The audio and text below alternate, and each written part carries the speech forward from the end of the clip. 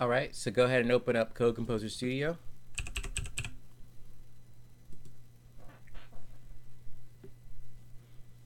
And when you open this up, the first important thing you want to know is that you want to make sure that you choose your workspace wisely. For whatever reason, this sample code that we've downloaded, it tends to act up a little bit if you try to make that sample code itself the same workspace. It's probably attributed to the fact that you're trying to import something, but it doesn't like you importing something from either the folder it's already in or from a folder that it's already a part of. So for me, I'm just going to go ahead and set my workspace to my desktop. And then just make sure that, for instance, if my workspace is my desktop, I need to make sure that the file I'm pulling from is located somewhere other than my desktop. So for this case, the code I'm going to import is from the workspace.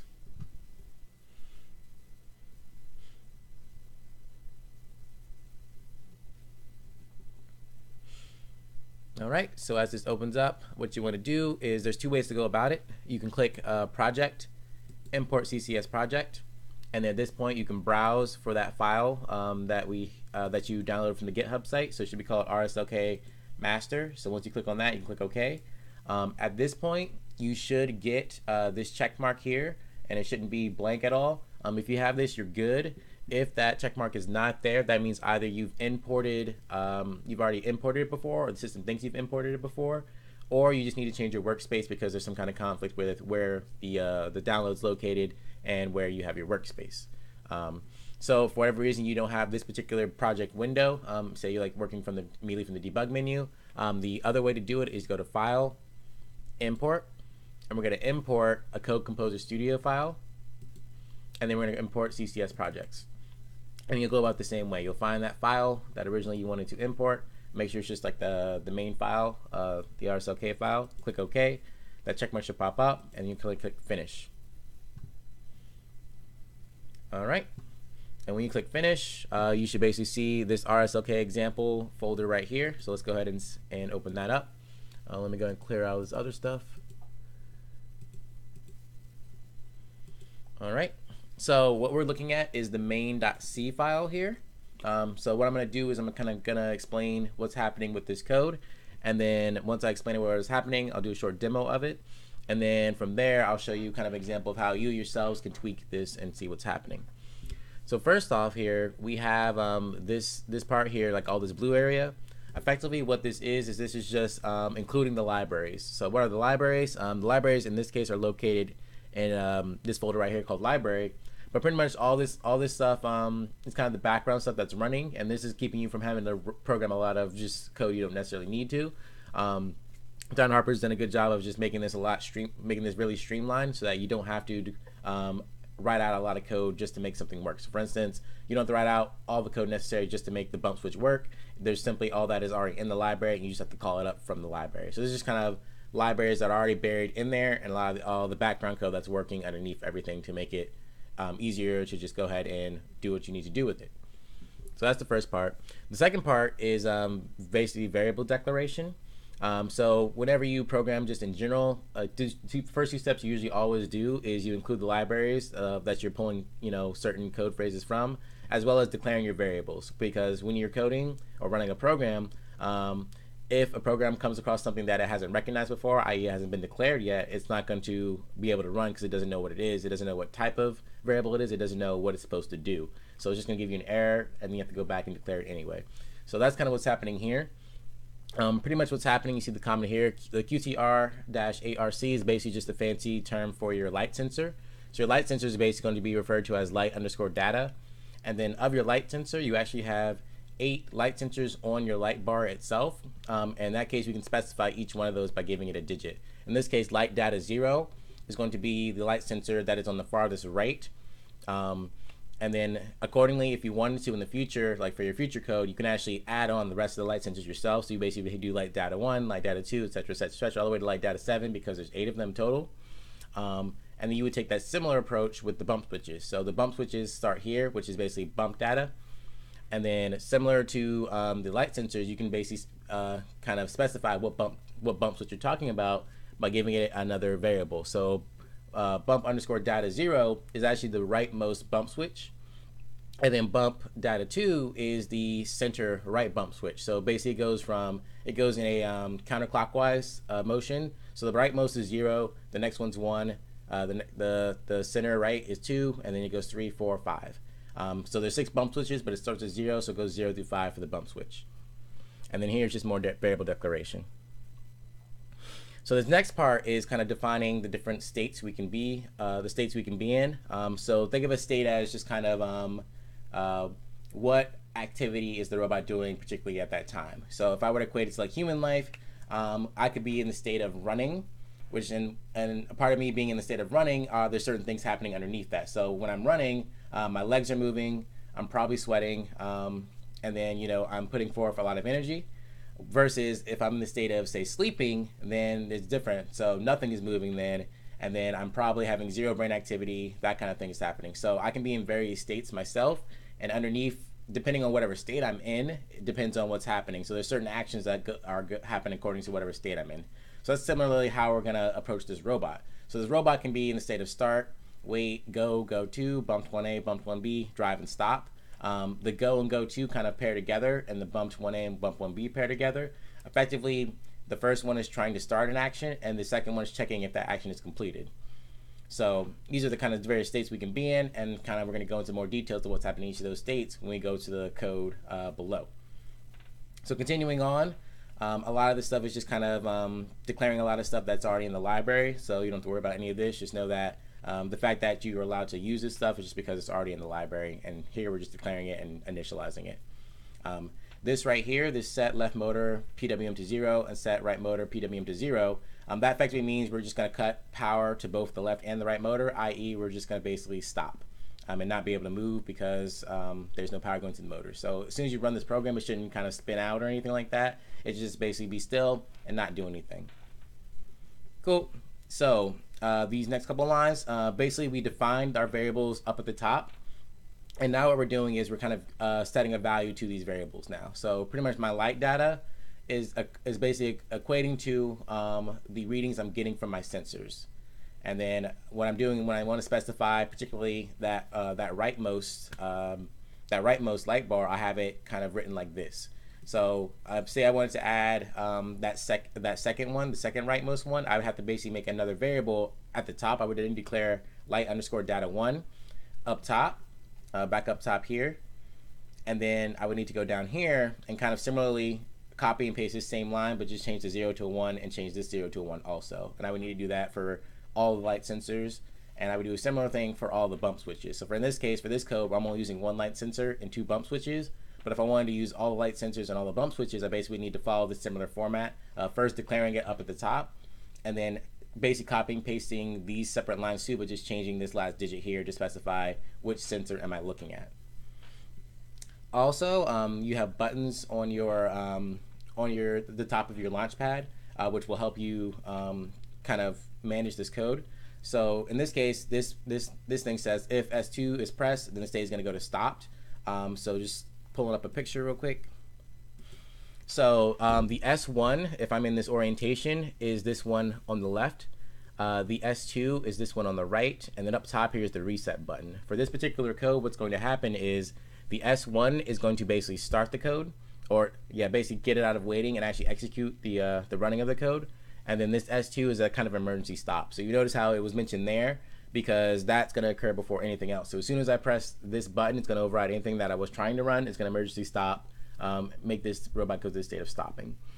And at any time, let's say I run this and I messed up and I didn't hit a bump switch or I did something like that, I'm going to press the reset button, and that's basically going to put me back in the state of I'm ready to start working with this robot. All right, so moving on this code, we actually get to like our main meat of the code now.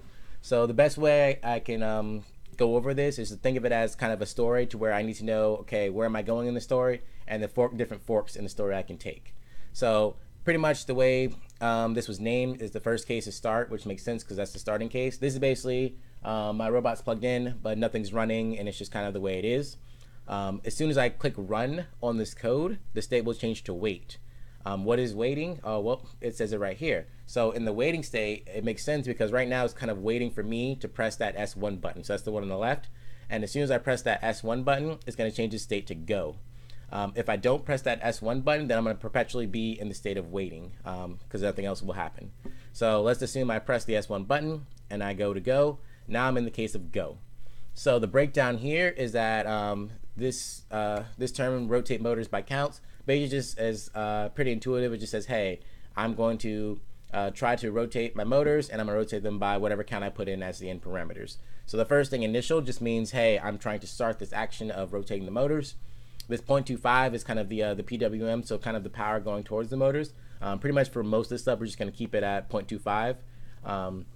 And then the last two are going to refer to the second to last one is the left motor, and the last one is the right motor.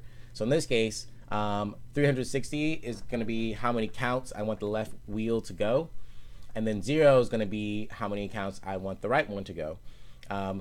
This is pretty close to where each count is almost a degree. So think of 360 as being 360 counts or 360 degrees, or one revolution of the left wheel.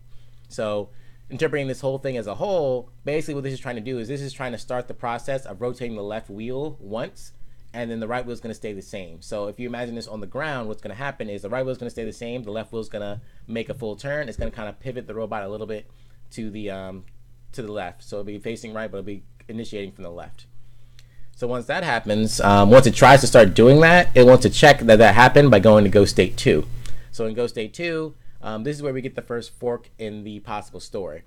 So what's going to happen is, first off, we're going to check to see if this initial thing occurred. If that initial thing occurred, we have a done command. Basically, done is just saying, okay, I'm checking to see that this kind of initial thing continued and it finished. So notice how these are the same because I'm checking to see if that had finished. So let's say hypothetically we were able to successfully rotate our left wheel once without having anything impede it. Then in that case, if that happened, we'll end up in the done state. So basically you can think of it as this case is now done, and then this last line says if the case is done, then we're going to go to the state of stopping. So effectively, if my left wheel rotates without anything impeding it at all, it's going to now be like, okay, I'm done, and now I can stop. So that's pretty much the one fork option it can go. The other option is this first line here where it says if bump underscore data 0 happens, then state equals bumped 1A. So basically this means if that right motor bump switch is hit before that left wheel can rotate once fully, then I'm going to change my state to bumped 1A. So bumped 1A is listed right here. So let's go ahead and assume that I hit that bump switch. So now I'm in bumped 1A. Let's see what happens here. So what's happening here is that left motor is being set to 0, right motor is being set to 0. So effectively that just means no power is going to the motors, so the motors does stop. So as soon as I hit the bump switch, it's going to be like, hey, I hit something, whoops, let me stop. And then what it's going to do is going to try to initiate another rotation of the motors. So in this case, if you look at the numbers at the end here, the first one is negative 100, the second one is 0. So basically that means, hey, instead of the left wheel going forward, a negative number in this kind of syntax means that I'm going backwards now. So negative 100 means instead of so the first one was I'm going forward 1 revolution. This one means I'm going back about a fourth of a revolution, and give or take a little bit. And then still my right wheel is doing nothing. So kind of instead of pivoting forward 1 full rotation, now I'm going to pivot back a little bit to try to re-get my bearings. And in this case, this is being initialized here, so this is what I'm trying to do, and I need to check it with bumped 1B. Once I get to bumped 1B, what's going to happen is it's going to be similar to the one before, is I'm going to check to see did that continuous action complete itself. So I have to ask myself, hey, did I successfully back up a little bit without anything impeding me at all? If I did that, then we're going to consider the state done, which is just a variable. This is just a variable, but it just makes sense that we're saying it's done. And then we're going to say, if it is done, then we're going to change our state to drive. So the one before, what happened is if we consider ourselves finishing that action as done, then we would stop. But this one right here, we're going to say if we successfully backed up and finished that act of backing up, we're going to drive. So what is the drive case is right here below. So the drive case is basically just meaning we're going to basically go forward perpetually forever and ever and ever and just go forward. And the way the code is written here is that we have set motor left direction true, set right motor direction true. So this parameter here, it can either be true or false. True just means go forward, false means go backwards. And then the line below here just says we're establishing how much power is going to the motor effectively. And then this last line here, it just says if bump data 2 is activated, then the state goes to stop. So for this for this particular case, what's going to happen is it's going to drive forward forever and forever and ever until it either runs out of batteries, crashes into something, or ideally what's going to happen is it's going to keep going along forever until someone hits bump switch 2, which remember is the third one from the right side. So try not to get that too confused, but it's going to be the top, the center right one from the perspective of looking at it from the top. So once you hit that bump switch, it will stop. And then once that happens, then that's the only out you can get from there. Because this last case right here, stop, is just letting you know that, hey, anytime I have a state of stopping, that just means I cut all power to the motors, which means I'm going to stop effectively. Cool. So that's the long drawn out story. Just to quickly recap it. So if I'm at the top, pretty much what happens is I'm starting in the starting state, which makes sense. As soon as I click the run button, I go to the wait state. What am I waiting on? For me to press the button. If I press the button, I go to the go state. Otherwise, I stay in the wait state. Once I'm in the go state, I'm going to try to execute my left wheel to turn once, and I'm going to check that with the go to state. At the go to state, what's happening is that I have two options now. I can either complete that one turn, which means I can consider that case done, and if I'm done, I'm going to stop. But if not, if I try to complete that one rotation of the left wheel, but I hit the last bump switch before I finish that, I'm going to go to the bump state. And the bump state here, what's going to happen is I'm going to basically cut the power to both my motors, so I'm going to stop. And then I'm going to try to rotate myself backwards on the left wheel about a quarter turn. And then I'm going to check if I successfully made that backwards quarter turn with bump 1B. So bump 1B has a condition to where if I successfully did that, back up, then it's going to consider itself done. And then if that is considered done, I'm going to go to the state of driving. Once I'm in the state of drive, what you want to do is that I'm going to basically press go forward and forward and forward. That's what the true means. The true means forward. And then it's at this particular power set. I'm going to keep doing that until I hit that third bump switch, or in this case, bump data. I'm just calling it bump switch 2. And then the state is going to go to stop once I hit that bump switch. And then at that point, that's all this code is going to do at that point. So once we do that, just to show you a couple things you can do with it, I'm actually going to plug in my robot. And then we're going to go ahead and kind of see what happens when you try to run it as it is. So assuming my robot's plugged in, which it is, you're going to want to build this program. It shouldn't give you too many problems just because it's just code from scratch and you know it works. So once that happens, let's clean this up a little bit. Once you build it, you want to click on the debug tool. So you click that bug. All right, go ahead and let it do its thing. All right, so once you're in the debug, you want debug button. You want to make sure you find the expressions tab. So if you have issues finding it, you just go to view and look. You can look at variables and look at all kinds of things, but I particularly want to look at the expressions. And then once you do that, you want to click on add a new expression, and then you want to type in the word state. And actually, let's make it lowercase. So type in the word state, press enter, and this is cool because it's actually going to help you kind of keep track of what state are you currently in. So notice how right now I just have my robot plugged in.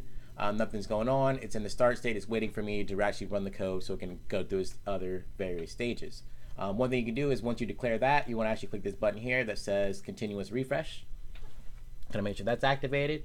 And then you're going to go ahead and I'm going to run the code as is. So first off, what I'm going to do is I'm going to click the run button. And then what's going to happen is now it went to the wait state. So it's waiting for me to press that S1 button. And once I press the S1 button, it's going to go through the other states. So I'll kind of have to tell you what's happening since I can't show you a dot cam of my robot. But I'm pressing the S1 button now. I'm just going to let it run. So what happened was I pressed that button and notice how it's going to the go to is waiting for me to, it's basically go to is evaluating, hey, have I made that one revolution yet? In my case, I actually did not turn my motors on. So as soon as I turn my motors on, you can kind of hear that wheel turning. Once GoTo realizes that, hey, we actually completed turning that wheel once. Now I actually completed what I needed to do, and I'm stopping. So that's the first case. I'm going to go ahead and press the reset button now on my launch pad, and that'll get us back to the wait.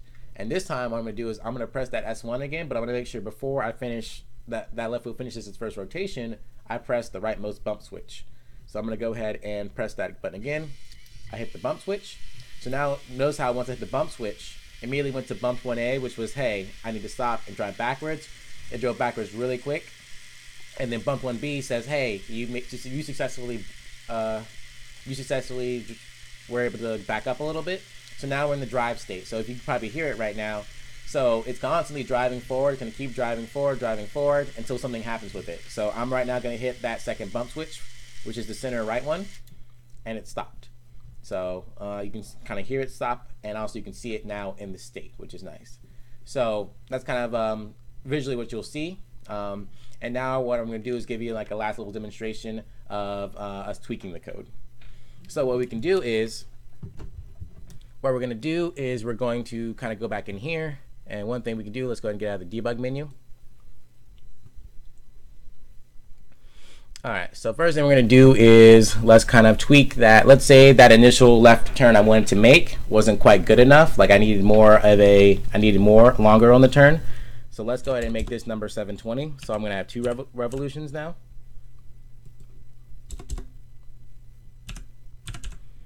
Whoops, 720. All right. And then from there, what we're going to do is we're actually going to, let's consider a hypothetical state where you had a mean GTA and they said, hey, once you complete that track, now you have to do the same thing but backwards. Let's say we would need to drive backwards continuously for whatever reason. So what we're going to do is we're actually going to create a new case, and we're going to call it drive backwards, which basically just means, hey, this case we're driving backwards. So what you want to do is type in the word case. All right, make a space, and then whatever you want to name it. So you can name it bubbles, you can name it whatever you want. I'm just going to be more precise and say drive backwards. Oops, let's see, drive backwards. And then you want to put a colon. So then once you do case, the name of the case, and then colon, everything underneath it now is going to be what the code is for that case. In this case, we know that we can steal a little bit of the drive code to make the drive backwards code. So we're just basically going to copy and paste that in. And then this is something particular for certain programs and certain probably professions you have in the future as far as coding. They'll be more of a stickler for making sure everything is lined up. This software is pretty good about it, where it's not going to give you errors just because things aren't lined up. But it's typically good practice to make sure you have certain things all lined up in certain cases. So in this case, drive backwards is going to be the same as drive forwards, except for, remember, true was forwards. Now I need to make this go backwards, so we're going to change all the trues to false.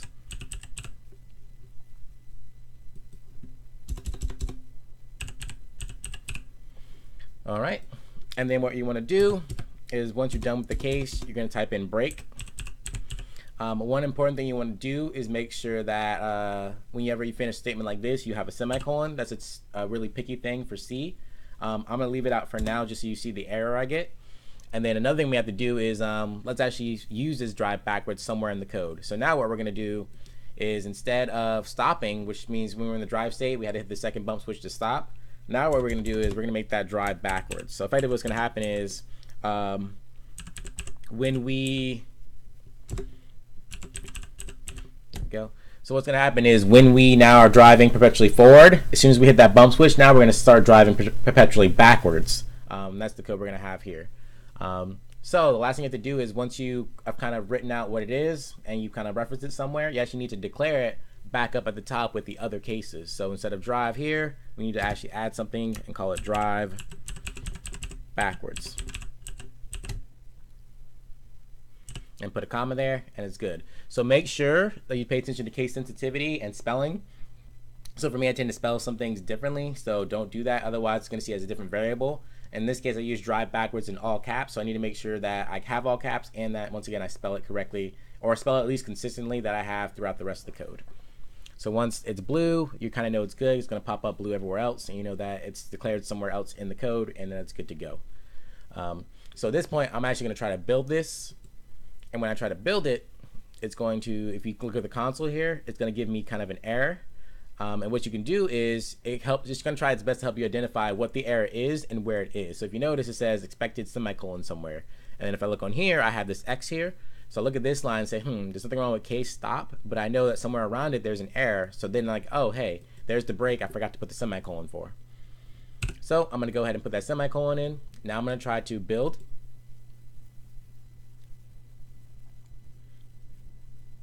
All right, so now that I built it, there was no errors, we're good to go. Now let's go to the debug menu.